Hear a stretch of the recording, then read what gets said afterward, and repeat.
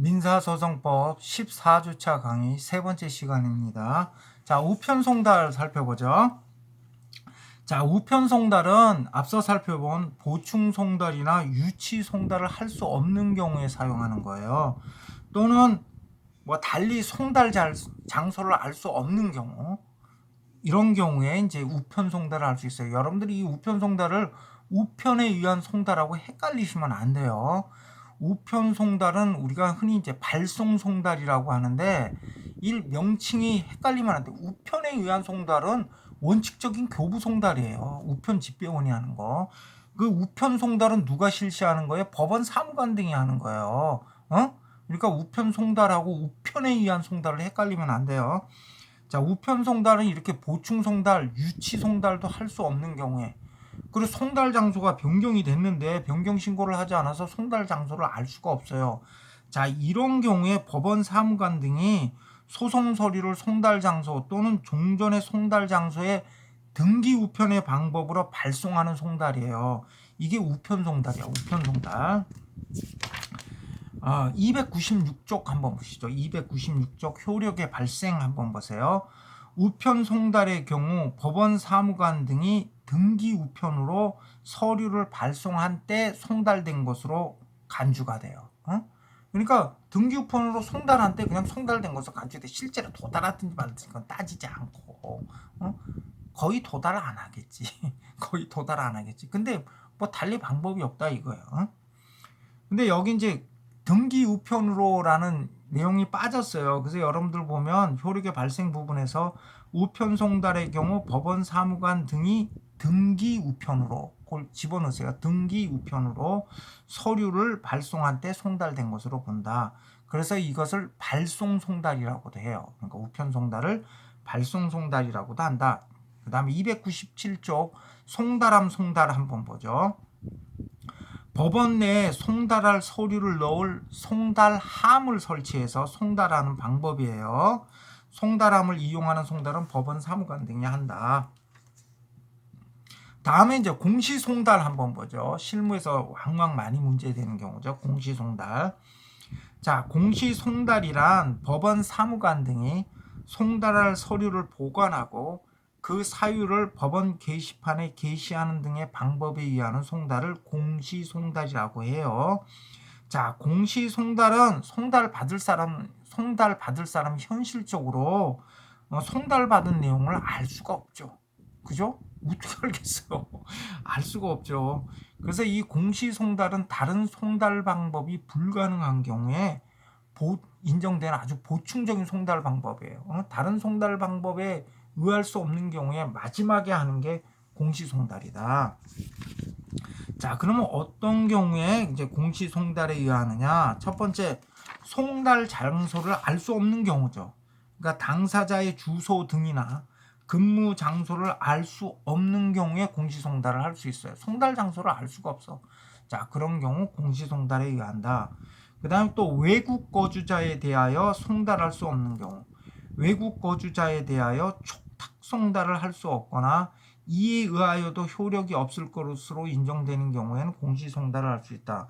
이 이제 촉탁 송달이라는 게 뭐냐면요. 그 각주 3번 한번 보세요. 외국에서 하여야 하는 송달은 재판장이 그 나라에 주재하는 대한민국 대사, 공사, 영사 또는 그 나라의 관할 공공기관에 촉탁해서 할 수 있거든요. 근데 이런 방법에 의할 수 없는 경우, 이런 경우에 공시송달에 의한다. 법원 사무관 등은 공시송달의 요건이 인정되는 경우 직권 또는 당사자의 신청에 의하여 공시송달을 할 수 있다. 그러니까 공시송달을 할지 여부를 누가 판단을 해요? 법원 사무관 등이 해요. 그러니까 공시송달에 관한 사무도 담당 기관이 누구예요? 법원 사무관이에요.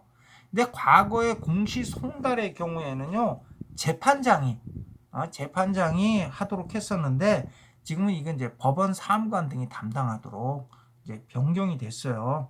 그런데 예외적으로 재판장도 소송 지연을 피하기 위해 필요하다고 인정되는 경우에는 공시송달을 명할 수는 있어요.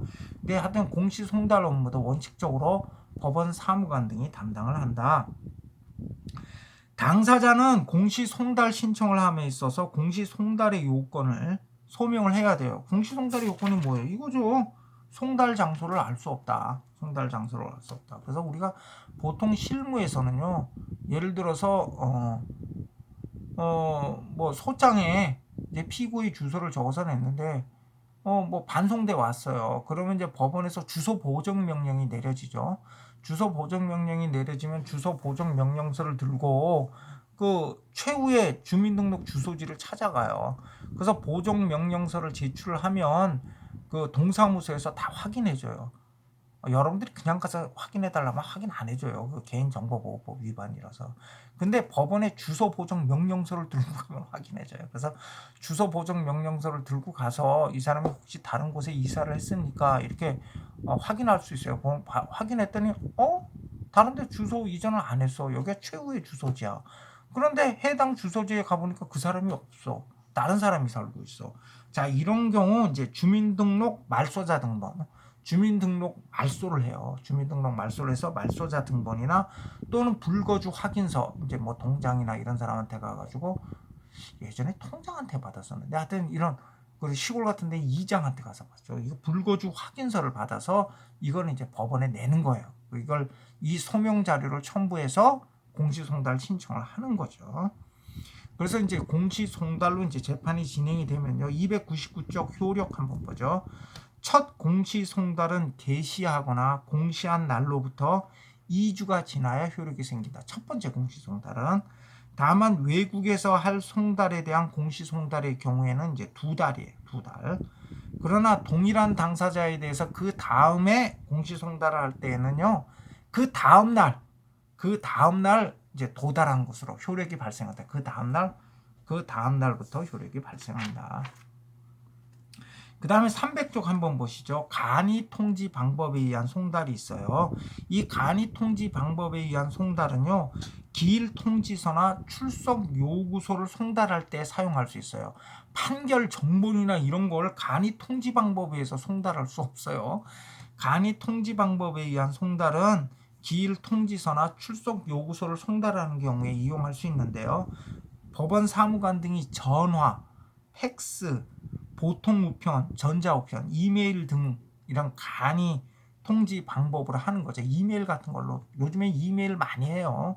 이메일 같은 걸로 이렇게 하는 게 간이 통지 방법에 의한 송달인데 이거는 기일 통지서나 출석 요구서를 송달할 때만 사용할 수 있고 판결 정본이라든지 이런 거 송달할 때는 이거 쓸 수 없어요. 소장 부본이나 판결 정본 등을 송달할 때는 이 방법을 쓸 수가 없어요.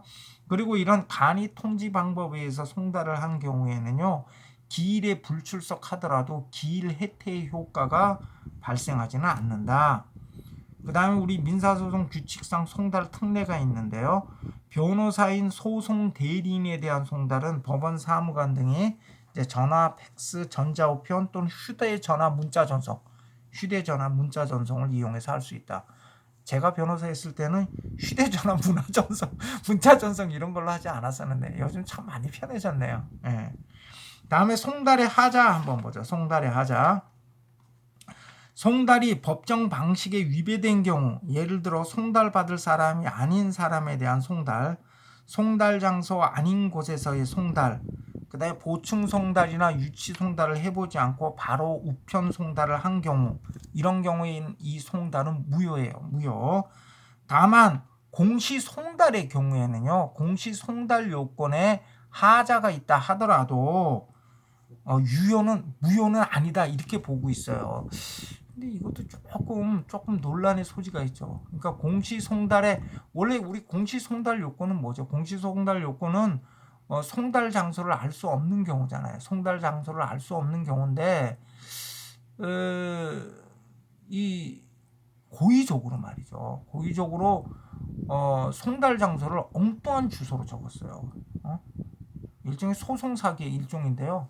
송달 장소를 예를 들어서 피고의 송달 장소를 엉뚱한 장소로 적었어요. 그리고 공시 송달, 당연히 송달 불능이 되죠. 그런데 하여튼 공시 송달로 재판을 한 경우에 그때 그 공시 송달도 유효하다는 게 우리 판례예요. 그죠? 좀 납득하기 어려운데 아주 우리 판례는 공시 송달 자체는 유효하다 이렇게 보고 있어요. 그래서 다른 경우와 달리 공시 송달에 있어서는 비록 하자가 있더라도 유효한 것으로 보고 있어요. 자, 송달에 하자가 있어 무효이더라도 송달 받을 사람이 추인하면 유효하고 이의 없이 변론하거나 수령하면 이의권의 포기 상실로 하자가 치유된다. 그러니까 송달의 하자는 뭐예요? 이의권의 대상이 된다 그랬죠. 우리가 앞에서 살펴봤잖아요. 이의권이 뭐야? 소송 절차에 관한 임의 규정 위반인 경우에 그 즉시 이의를 제기해서 그 소송행위의 효력을 다툴 수 있는데, 만약에 즉시 이의하지 않으면 이의권의 포기 상실, 이의권을 포기한 것으로, 이의권을 상실한 것으로 봐서 더 이상 다툴 수 없고 따라서 하자가 치유된다 그랬죠. 그 중에 이제 송달의 하자, 소송 소지 송달의 하자도 이의권의 대상이 된다. 근데 얘는 안 된다 그랬어. 뭐냐면, 자, 불변 기간인 상소 기간에 관한 규정은 강행 규정이라고 그랬죠. 상소 기간의 기산점이 되는 판결 정본 송달의 하자는 이건 이의권의 대상이 되지 않는다 그랬어요. 내가 이의권 설명할 때 얘기를 했어요. 그래서 301종 맨 밑에 줄을 보면, 그러나 상소 기간은 불변 기간이고 이에 관한 규정은 강행 규정이므로 그 기산점이 되는 판결 정본 송달의 하자는 이의권의 포기 상실로 치유될 수 없다. 다음 소송 절차의 정지. 우리가 이제 결론이 이제 마지막 부분이에요. 자, 이제 얼마 안 남았습니다. 자, 소송 절차의 정지 한번 보죠. 소송 절차의 정지란 소송이 계속된 후 아직 절차가 종료되기 전에 소송 절차가 법률상 진행되지 않는 것을 소송 절차의 정지라고 해요. 이 소송 절차의 정지에는 두 가지가 있어요. 소송 절차의 중단, 소송 절차의 중지, 이렇게 두 가지가 있는데, 소송 절차의 중단은 302쪽 두 번째 단락이에요. 소송 절차의 중단은 당사자 등 소송 행위자에게 소송 수행을 할 수 없는 사유가 발생한 경우, 뭐 사망했다든지, 뭐 법정 대리권이 소멸했다든지, 이렇게 소송 수행을 할 수 없는 사유가 발생한 경우에 새로운 소송 수행자, 예를 들어서 무슨 뭐 상속인이라든지 아니면 새로운 법정 대리인이라든지 이런 새로운 소송 수행자가 나타나 소송에 관여할 수 있을 때까지 법률상 당연히 소송 절차의 진행이 정지되는 것을 소송 절차의 중단이라고 하고요. 소송 절차의 중지란 법원이나 당사자에게 소송을 진행할 수 없는 장애가 생겼거나 진행에 부적당한 사유가 생긴 경우, 예를 들어서 무슨 천재지변 등의 어떤 사고로 법원이 직무를 집행할 수 없는 경우 등이 이제 여기에 해당이 되겠죠. 이 경우에는 어떤 법률상 당연히 또는 법원의 결정에 의해서 소송 절차가 정지되는 것을 중지라고 해요. 그러니까 소송 절차의 중단과 중지의 가장 큰 차이점은 뭐냐면, 새로운 소송 수행자가 소송 수계를 하느냐 안 하느냐죠. 그러니까 새로운 소송 수행자가 소송 수계를 하는 것은 소송 절차의 중단이고, 그렇지 않은 것은 소송 절차의 중지에 해당이 된다. 자, 그럼 이제 소송 절차가 중단되는 경우, 소송 절차 중단 사유에는 뭐가 있는지 한번 살펴보죠. 당사자가 사망한 경우 소송 절차 중단 사유가 되죠. 그죠? 당사자가 사망한 경우. 304쪽 한번 보세요. 304쪽의 두 번째 단락 보면, 소송 계속 중 당사자가 사망한 때에는 상속인이나 상속재산 관리인 등이 소송 절차를 수개하게 되죠. 소송 절차가 중단되고 상속인이나 상속재산 관리인이 소송을 수개하게 되겠죠. 그 다음에 법인의 합병, 당사자인 법인이 합병에 의해서 소멸된 때 소송 절차가 중단되죠. 이게 자연에 놓치면 사망한 경우에 해당이 되니까, 이 경우 합병에 의하여 설립된 법인이나 합병 뒤에 존속법인이 이제 소송 절차를 수개하게 되겠죠. 다음에 당사자의 소송 능력 상실, 법정 대리인의 사망이나 법정 대리권의 소멸도 소송 절차 중단 사유가 돼요. 임의 대리인의 사망이나 임의 대리권의 소멸은 소송 절차 중단 사유가 아니에요. 그건 소송 절차 중단 사유가 아니야. 근데 법정 대리인의 사망이나 대리권의 소멸은 소송 절차 중단 사유가 된다. 그 다음에 뭐 수탁자의 임무 종료, 소송 담당자 선정 당사자의 자격성질, 그 다음 당사자가 파산한 경우, 이것도 소송 절차 중단 사유로 돼 있어요. 자, 이런 이제 소송 절차 중단 사유가 있고요. 자, 중단의 예외 한번 보죠. 중단의 예외. 중단 사유가 생긴 당사자에게 소송 대리인이 있는 경우에는 소송 절차가 중단되지 않아요. 예를 들어 당사자 일방이 사망한 경우 소송 절차가 중단되고 상속인으로 이제 소송 수계 절차를 밟아야 되는데 그 사망한 당사자 측에게 소송 대리인이 선임되어 있다. 그러면 소송 절차가 중단되지 않는다. 소송 절차가 중단되죠. 그러니까 소송 대리인이 있었을 때는 소송 절차가 중단되지 않아요. 근데 여기도 딱 하나 예외가 있어. 뭐냐면 아까 내가 당사자가 파산한 경우 소송 절차 중단 사유라고 그랬죠. 당사자 일방이 파산한 경우에는 소송 절차가 중단되고 누가 소송 수기를 하죠? 파산 관제인이. 파산 선고를 받은 채무자의 권리는 파산 재단으로 묶여요. 파산 재단에 속하거든요. 그래서 이 파산 재단에 속한 권리 의무에 관한 그 당사자 적격은 누가 갖는가? 파산 관제인이 가져요.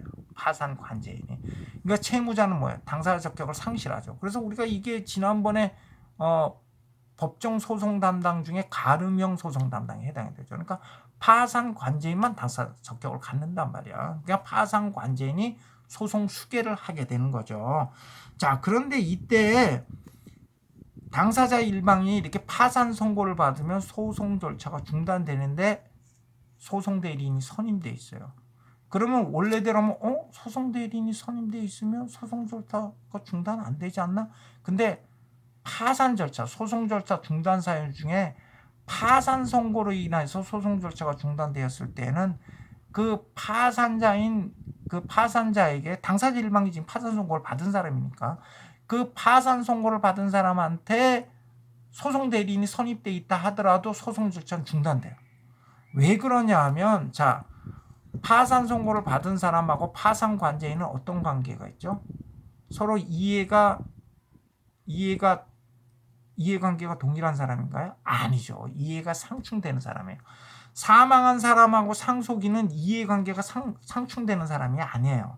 근데 파산 선고를 받은 채무자하고 파산 관제인은 이해가 상충되는 관계가 있어요. 파산 관제인은 중립적인 입장에서 파산 재단을 관리해야 할 임무를 갖고 있는 사람이에요. 이 사람은 파산 선고를 받은 채무자를 보호하기 위한 사람이 아니에요. 그러다 보니까 파산 관제인하고 파산 선고를 받은 채무자는 이해가 상충되는 관계에 있어요. 그런데 파산 선고를 받은 사람이 선임한 소송 대리인이 있다고 그 사람한테 계속 소송을 맡길 수는 없죠. 이때는 파산 관제인이 소송 수계를 받아서 소송을 수행하는 것이 이게 옳은 거죠. 그죠? 파산 선고를 받은 채무자가 무슨 짓을 할지 모르잖아요. 그래서 이때 당사자가 일방이 파산 선고를 받아서 소송 절차가 중단될 때에는 그 파산 선고를 받은 사람에게 소송 대리인이 선임돼 있더라도 소송 절차는 중단돼요. 소송 절차는 중단되고 파산 관제인이 소송을 수계를 해요. 소송 대리인이 있더라도 파산 관제인이 소송을 수계한다. 이게 이제 예외적인 경우죠. 자, 그 다음에 307쪽 두 번째 단락 보시면 소송 대리인이 있어 소송 절차가 중단되지 않는 경우 이때 소송 대리인의 소송 대리권은 소멸하지 않아요. 그리고 수계 절차를 밟지 않아도 법률상 당연히 새로운 소송 수계인, 새로운 당사자의 소송 대리인으로 된다.